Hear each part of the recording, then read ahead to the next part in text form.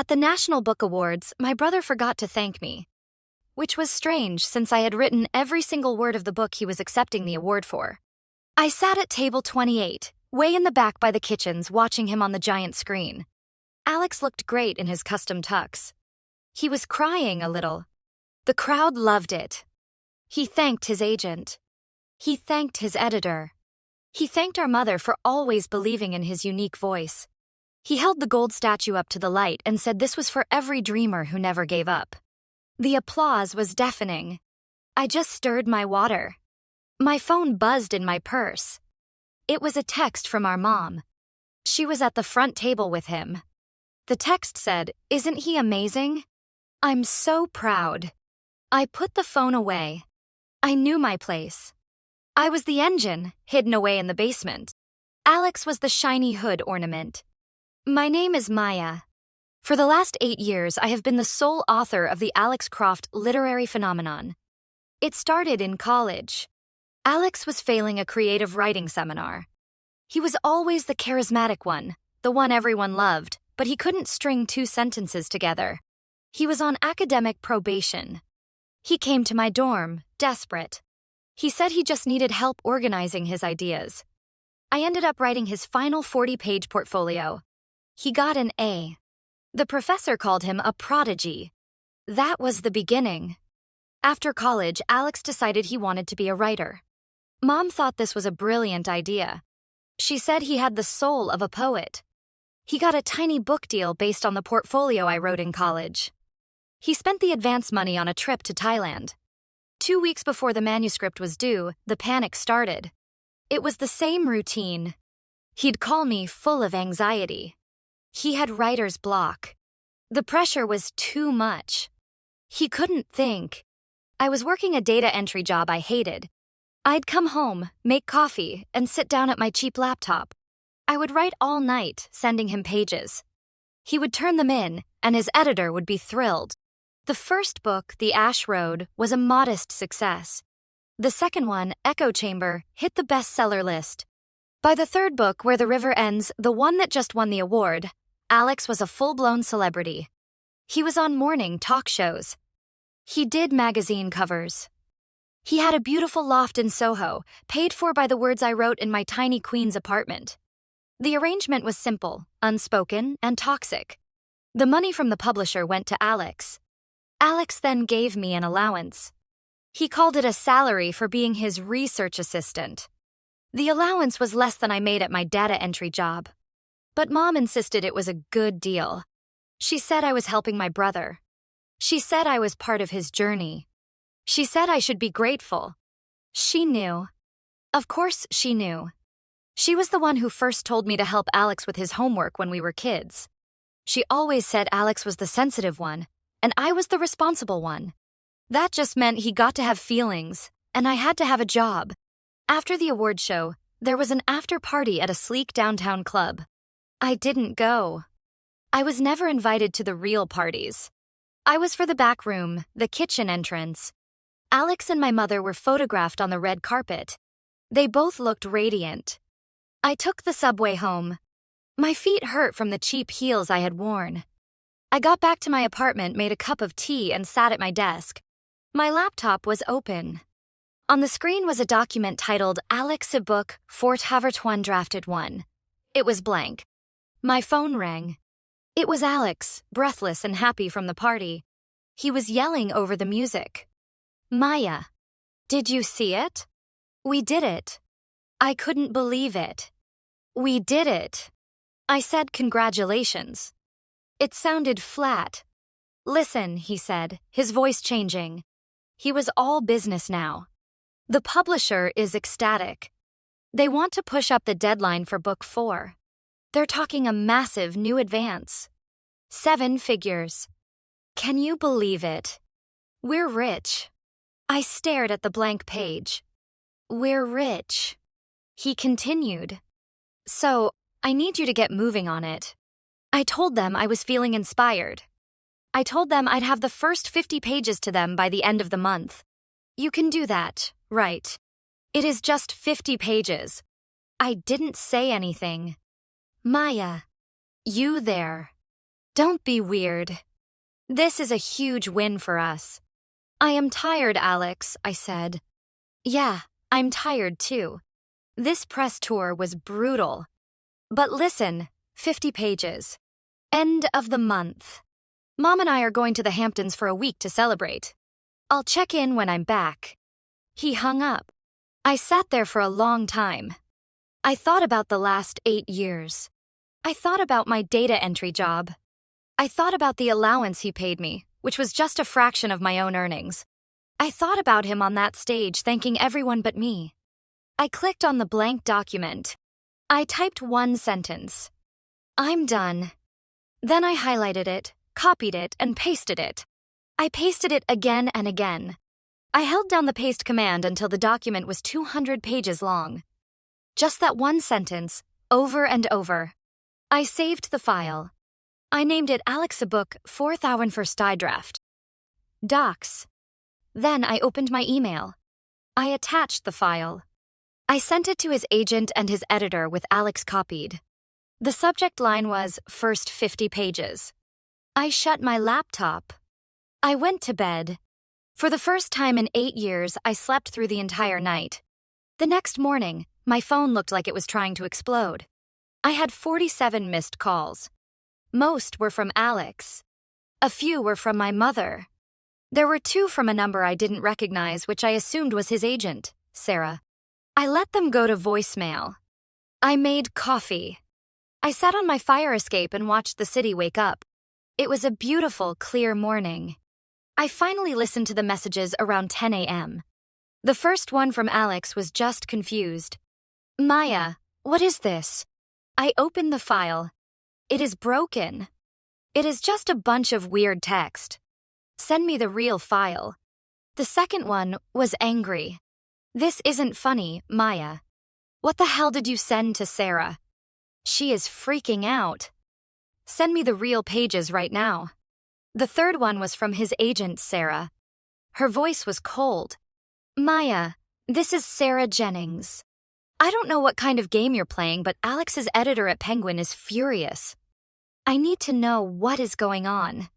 Call me immediately. The fourth one was my mother. Her voice was shaking. Maya, what did you do? Alex is a mess.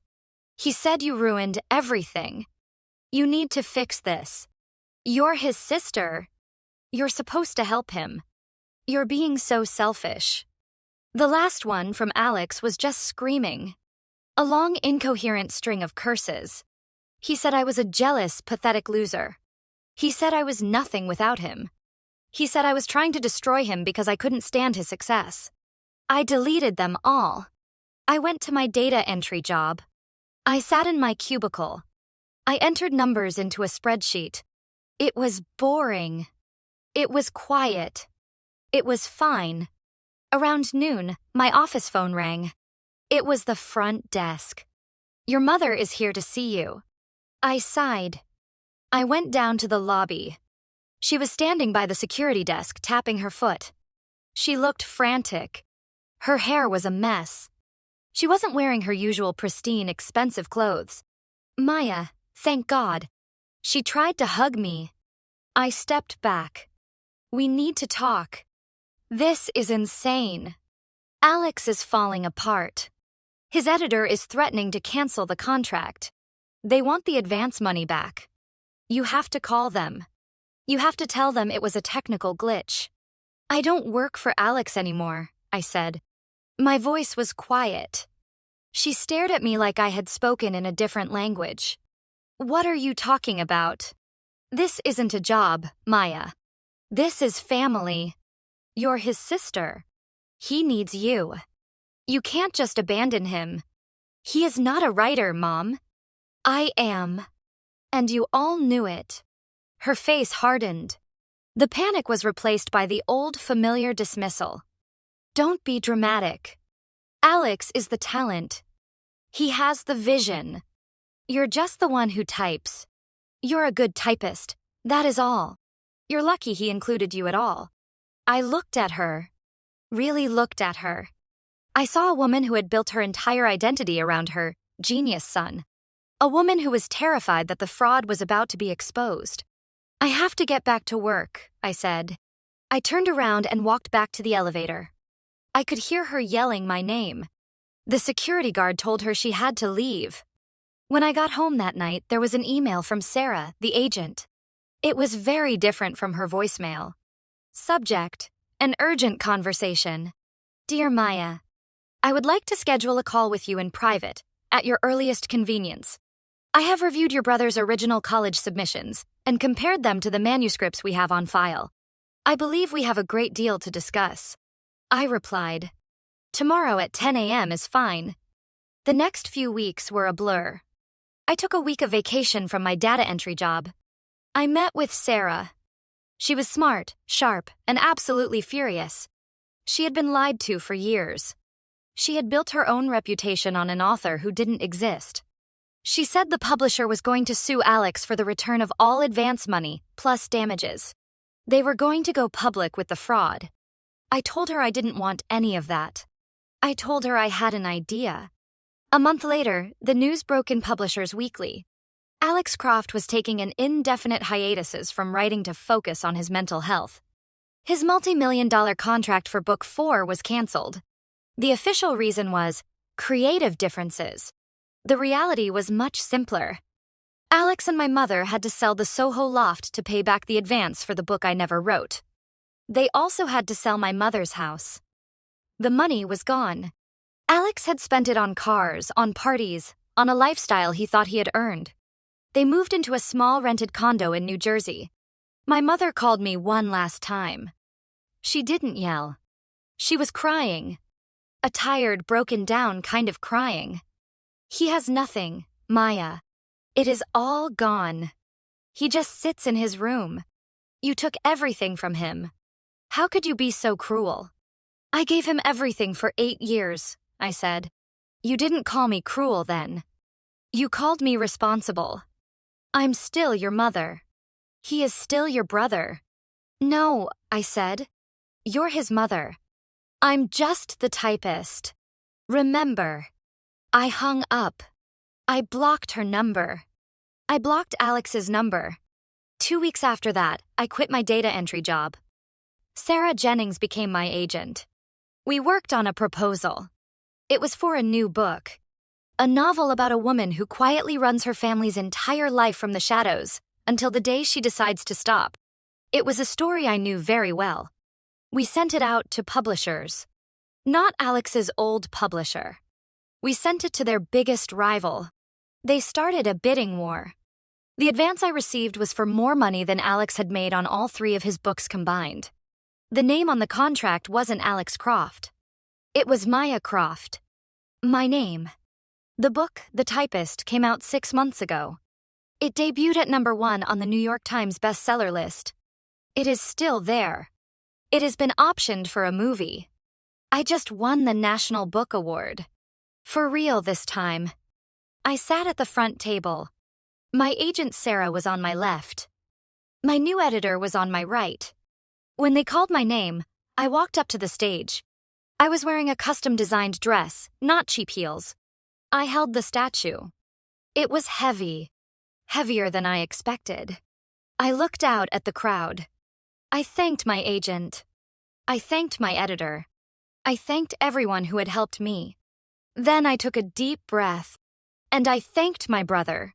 I said I wanted to thank my brother, Alex, for showing me exactly what happens when you let someone else tell your story, and for teaching me how much better it feels to finally write your own. There was a scattered, confused applause. No one really understood what I meant. Except for me. I haven't heard from Alex or my mother since I blocked their numbers.